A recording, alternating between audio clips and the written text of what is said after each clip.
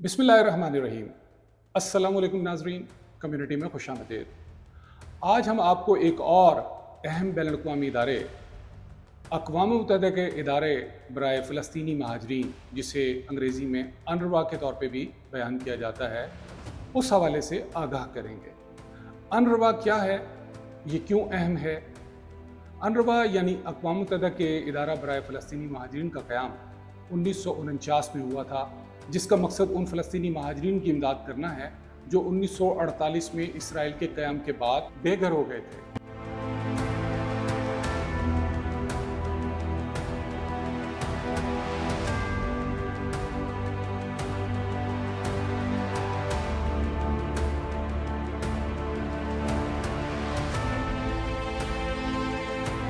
इस इदारे का दायरा कार फ़लस्तीनी इलाकों जैसे कि मगरबी किनारे, मशरकी यरूशलेम, गज़ा, शाम, लबनान और उर्दन पर फैला हुआ है। ये इदारा 6 मिलियन फ़लस्तीनी महाजरीन को बुनियादी ज़रूरियात फ़राहम करता है, जिनमें खुराक, सेहत, तालीम और दीगर समाजी खदमात शामिल हैं। ख़ासतौर पर गज़ा में अनरवा इंसानी इमदाद का सबसे बड़ा ज़रिया है, जहाँ फ़लस्तीनी अवाम इसराइली हमलों के दौरान इस पर इन्हिसार करते हैं। इलावाज़ी अनरवा में हज़ारों फ़लस्तीनी मुलाजमत करते हैं, जो उन्हें रोज़गार के मौक़े फ़राहम करता है। आखिर इसराइल अनरवा से क्यों नफ़रत करता है? ये इसराइल की जानिब से एक बहुत तवील अरसे से जारी मुहिम का हिस्सा है, जिसमें इसके रहनुमाओं, सियासतदानों और इसराइली पार्लिमान यानी कैनेसेट ने अनरवा को कमज़ोर करने और अब यकीनी तौर पर पिछले 12 महीनों में इसे मुकम्मल तौर पर ख़त्म करने की कोशिश की है। ऐसा करने की कई वजूहात हैं। सबसे पहले अनरवा से इसराइल की देरीना नफ़रत इसके मैंडेट की वजह से है, जो फ़लस्तीनी महाजरीन से मुताल्लिक है। इसराइल इस बात से इत्तफ़ाक़ नहीं करता कि फ़लस्तीनी महाजरीन का कोई वजूद होना चाहिए। इसका मानना है कि दूसरे ममालिक को उन्हें अपने यहाँ आबाद कर लेना चाहिए।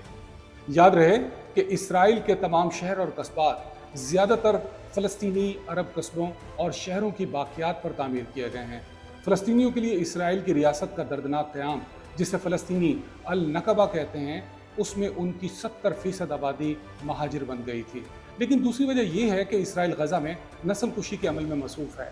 वो गज़ा में फ़लस्तीनियों को इंसानी इमदाद से महरूम करना चाहता है, फ़लस्तीनियों के बुनियादी ढांचे को मुसलसल तबाह कर रहा है, जो गज़ा में बका का ज़रिया है। जैसा कि अब अक़वाम मुत्तहिदा ने कहा है कि शुमाली गज़ा में रहने वाले फ़लस्तीनी मौत का सामना कर रहे हैं, लिहाजा यकीनी तौर पर इनके लिए सब कुछ तबाहकुन है।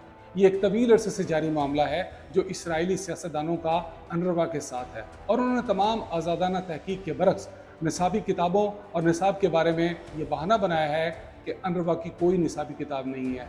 निसाबी किताबें फ़लस्तीनी अथॉरिटी की हैं, और ये अक़वाम मुत्तहिदा की एजेंसियों पर लाजिम है कि वो उस रियासत या अथॉरिटी की निसाबी किताबों और निसाब यानी सिलेबस का इस्तेमाल करें जिसमें वो काम कर रही हैं। इसलिए अगर आप शाम जाएँ और अनरवा के स्कूलों में देखें तो वो शामी निसाब अपनाते हैं, या उर्दन में उर्दनी निसाब।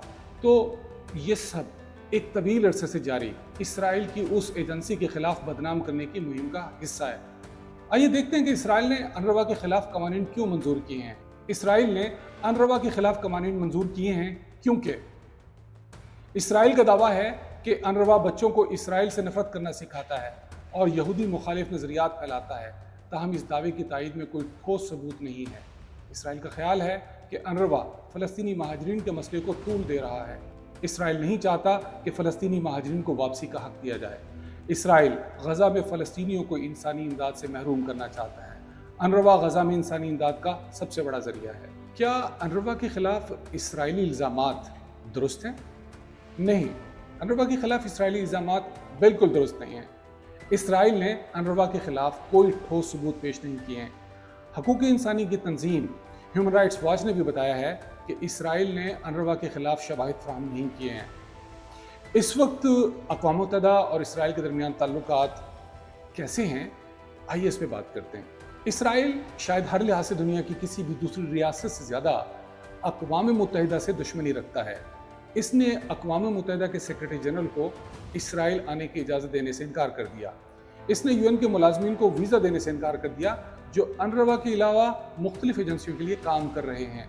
इसराइल के वज़ीर आज़म जो अक़वाम मुत्तहिदा को यहूदी मुखालिफ कहते हैं, جیسے کہ ان کے بہت سے حامی بھی یہی کرتے ہیں، تو اقوام متحدہ کے خلاف ایک دشمنی کا ماحول ہے۔ اگر انروا کی فنڈنگ بند ہو جاتی ہے، جو موسٹلی مغربی ممالک کرتے ہیں، تو پھر کیا ہوگا؟ اگر انروا کی فنڈنگ بند ہو جاتی ہے تو لاکھوں فلسطینیوں کو مشکلات کا سامنا ہوگا۔ فلسطینیوں کو خوراک، پانی، تعلیم اور صحت کی سہولیات کی قلت ہوگی۔ غزہ میں انسانی بحران مزید شدت اختیار کر جائے گا، اور اس امداد کو روکنے کے نتائج کیا ہوں گے؟ اب جب کہ انروا کے بڑے عطیہ دہندگان نے اس کی فنڈنگ معطل کر دی ہے، فلسطینی عوام کو غذائی قلت کا خطرہ لاحق ہو گیا ہے۔ غزہ میں لوگوں کو پناہ اور زندگی کی بنیادی سہولیات فراہم کرنے والا یہ ادارہ اگر بند ہو جاتا ہے تو فلسطینی عوام کو زندہ رہنے کے لیے شدید مشکلات کا سامنا ہوگا۔ انروا کو بند کرنے کی اسرائیلی کوششیں کوئی نئی کوششیں نہیں ہیں، بلکہ اسرائیل طویل عرصے سے انروا کو بند کرنے کے حق میں ہے اور اسے حماس سے جڑے الزامات کا حوالہ دے کر ادارے کو بند کرانے کی کوششیں جاری رکھے ہوئے ہے۔ اسرائیل کا دعویٰ ہے کہ انروا کی موجودگی سے فلسطینی مہاجرین کی صورتحال کو ختم ہونے نہیں دیا جا رہا، تاہم انروا کے عملے کی فہرست اسرائیلی حکومت کے ساتھ باقاعدگی سے شیئر کی جاتی ہے۔ تو سوال یہ پیدا ہوتا ہے کہ اب اقوام متحدہ کو کیا کرنا چاہیے تاکہ فلسطینیوں کے مصائب میں کمی واقع ہو؟ اقوام متحدہ کو انروا کی بقا کے لیے کوششیں کرنی چاہیے۔ اقوام متحدہ کو انروا کی فنڈنگ بحال کرنی چاہیے، وگرنہ فلسطینی اسرائیلی نسل کشی کی مہم کا شکار ہو جائیں گے۔